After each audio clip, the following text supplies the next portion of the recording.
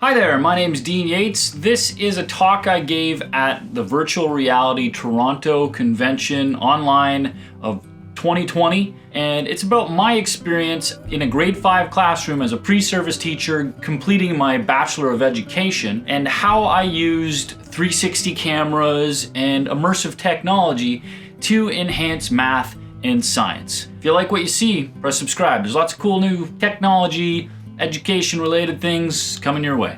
I'm going to start by sharing with you some of my story about how I got into virtual reality, what I've done with it, my experience, and then I'll share some of the ways that I integrated immersive technology into the grade 5 classroom that I was teaching in this year.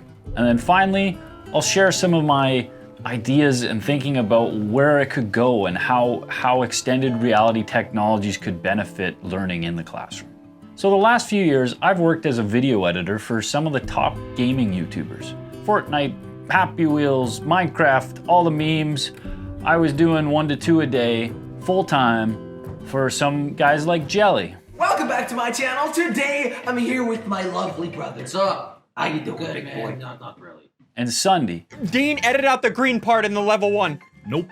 It was a dream job for a while. It was amazing. Jelly really took care of me, took me on some trips. He took me to Seattle. He took myself and the rest of the team to Vegas.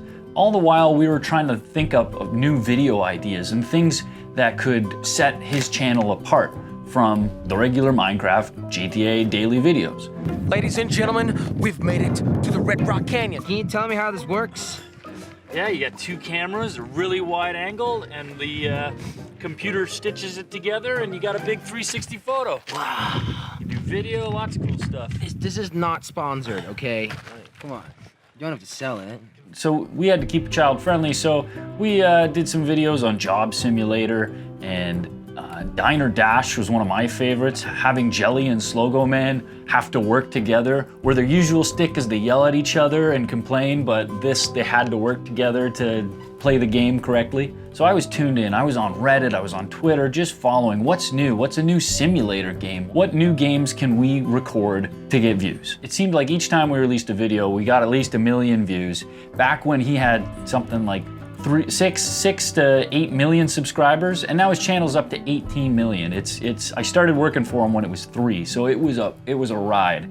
Eventually Jelly got a little bored with virtual reality, and I couldn't believe it. I got a Vive myself. I saved up, I got a Vive, and I had some of the most amazing experiences. So I started to see the social possibilities. I started to explore some of the less gaming uses of this technology.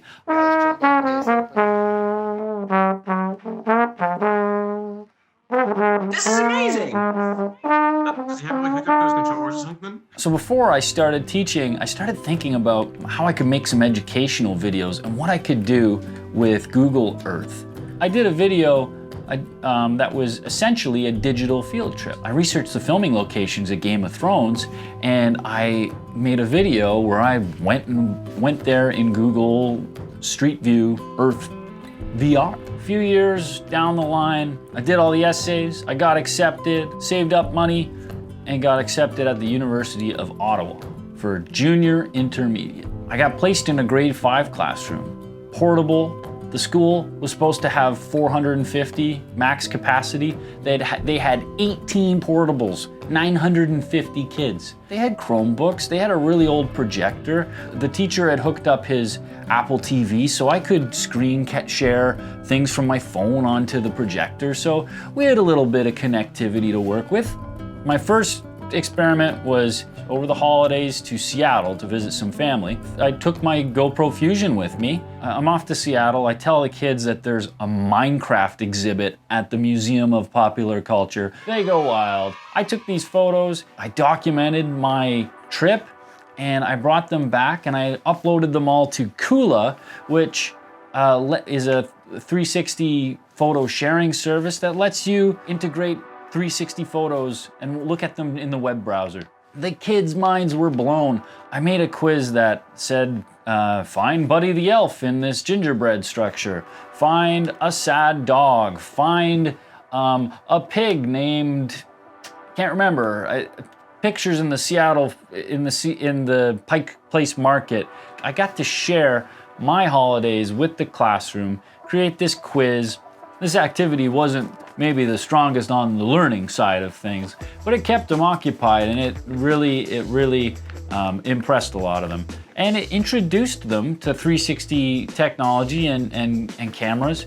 And in grade 5, we're just starting to learn about angles. Our curriculum in Ontario, they have to be able to add and subtract angles up to 180 degrees. Not even 360 yet. So it turns out some educators have already developed a model to judge if technology is useful or beneficial to use in the classroom. It's called the Triple E model. The 3 E's are engage, enhance, and extend. So you could integrate this into language. Like everything, you could make a language activity about it. Pick a 360 photo and tell me which one was your favorite and why. What is one place shown in these photos that you want to know more about? It's an exciting opportunity to explore 360 photos, and you can have them write something about it. Does this engage students to cause a shift, to make them more excited, to change their behavior? I think so. It got them very excited about any activities that I would bring in, and they for days wanted me to show them more and more of this of my trip. Does it extend the learning? Does it help the kids build skills that they can use in their everyday life? I use this skill to look up restaurants and see where things are on Google Street View.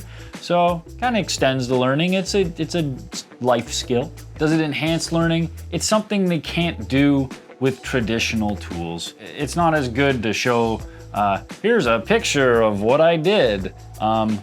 And here's a photo album of 20 pictures. Now find the dog. There's no challenge in it. So I think it's maybe not the most beneficial activity, but it's fun. You can reason that it satisfies some of the Triple E model. So the next activity I thought up is one I highly recommend. It's easier with a 360 camera, but you can do this with a panoramic shot on your cell phone. With Photoshop, you can rotate it in on itself, and there's programs to turn panoramic pictures into tiny planet pictures. So I call this the 360 class photo. We had DPA, outdoor gym. We went out, I had all the kids surround the camera in a circle. I looked at the horizon, made sure that everything would hopefully be below them so that I could get a good tiny planet of everyone holding hands or hands up in a circular around the world to get a good tiny planet of all my students in a big circle. We were equally spaced for the most part. We did a few fun poses. We did a few jumping poses. What could I do with this 360 photo? We're learning about angles. Well, I put a protractor on it, and I made a worksheet that said, who is 130 degrees clockwise from Margaret? Who is 90 degrees counterclockwise from Bill? So this activity introduced the concept of clockwise and counterclockwise. It introduced them to measuring angles that were bigger than 360. I had a great moment where one of the kids said, Mr. Dean, on question number 19, you didn't say if it was 180 degrees counterclockwise or clockwise. And I said, oh, you know what? I didn't. So maybe just check that out. Maybe just tell me, do them both and see who you get. Turns out 180 degrees, they realized fairly quickly means, counterclockwise, clockwise, it's the same thing. So that was a learning experience for that student and a really fun moment for me. Now, does this 360 class photo satisfy the Triple E model? Does it engage students? It did. They wanted to know why I had them so far away from the camera. So I had to explain to them, well, the lenses are wide lenses. They can see 180 degrees or more. And together, what's two of those? 360. Wow, that's why it's called a 360 camera, kids. It engaged students that aren't usually interested in math. Suddenly we get to play with the computers for math class. I tricked them into learning about angles by being on the computer. And math is still one of the most conservatively taught subjects in school. From what I remember about my elementary math experience was just watching the teacher on the board and filling out big sheets of numbers, tons and tons of repetition and memorization. This activity takes them outside. I got to talk about perspective, what we were also doing in the grade 5 art curriculum. It took math outside the classroom. I think it did extend, I think it built everyday skills that they could use. We were talking, we were using mathematical vocabulary to describe the world around us, to describe how far away and the distances and the angles from each other. So the third activity I did with the kids was for science. We were in the grade 5 science curriculum. You start to learn about energy and conservation. So this was a video I could prepare for them to show them local examples of what we're learning. I used Google Earth Studio.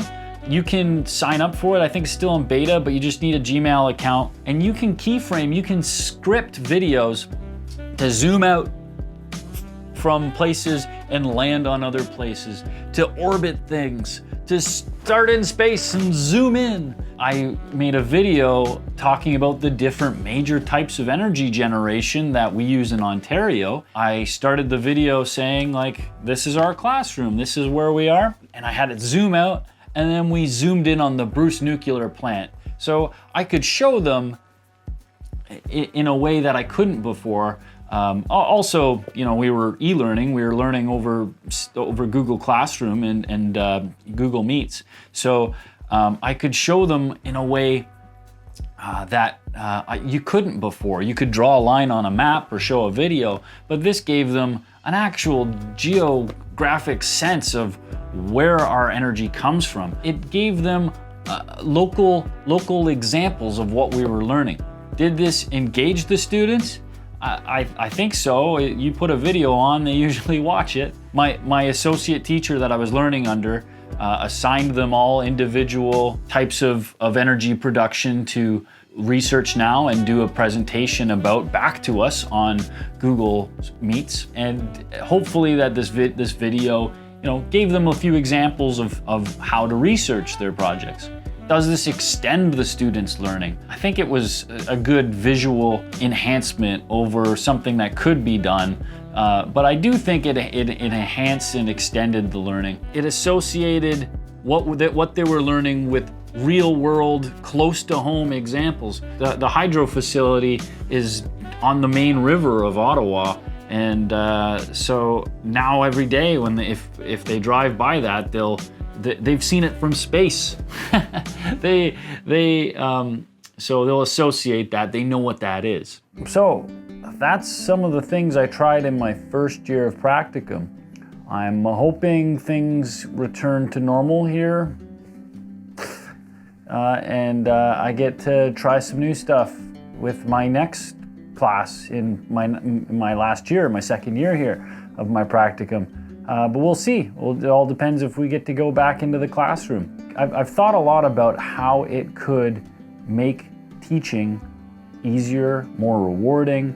One day, if we have augmented reality to the level that everyone has contacts or lenses, viewers, we can basically turn education into the magic school bus. We can eliminate the walls of the classroom and replace them with scenes from Sahara and the rainforest and whatever we're studying.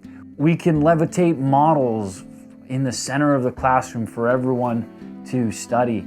From my little experience supply teaching, I think it would be a huge boon to a supply teacher to be able to have a headset that they pop on and you walk into the class and you, with facial recognition, know everyone's name. You have suddenly power over them. If you've ever supply taught, some kids think it's a day to test the teacher, to poke the bear, and you don't have as much power over them as you do as a teacher that knows their name, has their number of their parents to call, and knows where they are on work. So imagine being a supply teacher, walking in, suddenly seeing everyone's name over top of them. They can't say like, "Oh, what's your name, kid?" You don't say kid, but they can't play with you. They can't trick you by saying, "My name is Cindy. My name is Cindy too. My name is also Cindy. We're all Cindy." I've had one of those and like, great, okay, thanks. Hey, what are their names? Okay, thanks kid, you're my favorite. So having the ability to see names, to see health concerns, to see any potential information about exceptionalities, about kids with learning disabilities, to see where they are on content in the curriculum, to see what they should be studying, or do they have computer privileges. Having all that information up front would be very beneficial. Obviously, there's privacy concerns with facial recognition that we as a society need to regulate and decide on. Hopefully there could be a system that isn't connected to the internet and is just isolated into the school. Cameras in the playground could help mitigate conflicts. We'd have an actual record of what went down, what happened. It could also help office staff do attendance. It could monitor buses. It could identify strangers that shouldn't be on the playground. It could do a lot of things. There's a lot of beneficial possibilities to having facial recognition. Thank you for listening to my experience integrating immersive technology into the elementary classroom, and I hope that you're as excited as I am to explore new possibilities. You can follow what I do on my YouTube channel, youtube.com/DeanYates, and follow me on Twitter at twitter.com/DeanYates. So that was the presentation I prepared for the VRTO conference of 2020. There was a Q&A session afterwards that I believe you'll be able to find on the VRTO YouTube channel. I will link that in the description below when that is available. I'll also be making lesson plans available to you for free on my website, which I will link in the description when available. And also I'll probably make videos to them to explain the process a little bit more in depth, and I'll put those above in the cards, and I will put those in the description when they're available too. So if you enjoyed this video, press like, press subscribe. There's lots of cool stuff coming soon, and consider sharing it with your educator friends that may be interested in creating this kind of experiences for their students. Thank you very much for watching. Have yourself a wonderful day.